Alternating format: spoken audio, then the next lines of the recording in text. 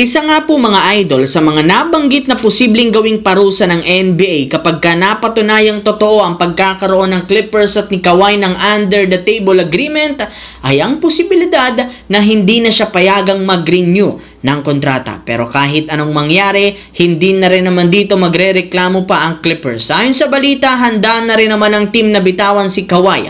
Sawang-sawa na rin naman ang halos lahat ng miyembro ng Clippers sa sunod-sunod na injury nito taon-taon. Napapansin nga nila ito ang sumisira sa kanilang chemistry at momentum.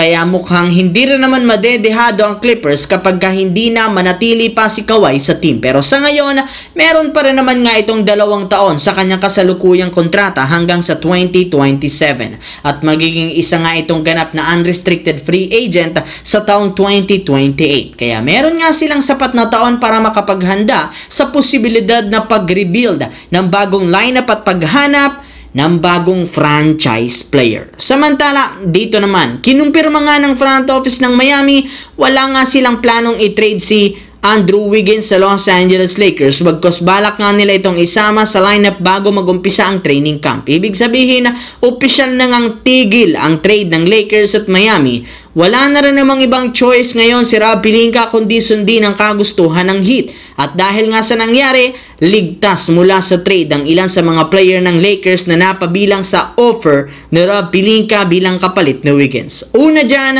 ay si Rui Hachimura na nakakahinga na nga ngayon ng mas maluwag since hindi siya maililipat ng ibang kupunan at matutulungan pa rin niyang muli sina Lebron at Luka. Pero hindi rin naman ibig sabihin na hindi na siya pwedeng tanggalin. Gayong posibleng mangyari ito sa trade deadline sa February kapag hindi naging maganda ang performance at kapag umugong na naman ang trade ni Andrew Wiggins. Sa kabilang banda, simula nang pumasok si Zion Williamson sa NBA, napakalaki sana ng expectation sa kanya ng mga fans which is natupad rin naman ito matapos siyang maging isang all-star at superstar. Ang problema, kahit anong ganda ng performance nito, napuputol at kinakapos pa rin siya dahil sa injury. Pare-parehas nga ng story ang kampanya ng Pelicans bawat taon since nagtatapos ito sa injury ni Zion Williamson. Kaya hindi na nakakagulat bakit napakalaki ng ibinagsak ng kanyang ratings sa taong ito since maging ang mga analyst napapagod sa umasa na lang parati sa kanya. Sa patuloy na injury nito, siguradong maaapektuhan nito ang kanyang confidence sa opensa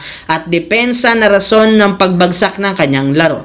Pero hindi rin naman ibig sabihin ito na hindi niya kayang buhatin ang Pelicans, sadyang kailangan lamang niyang manatiling healthy buong season hanggang sa pagpasok ng playoffs kung papala rin silang makapasok at mapangunahan ang team sa isang championship run sa unang pagkakataon.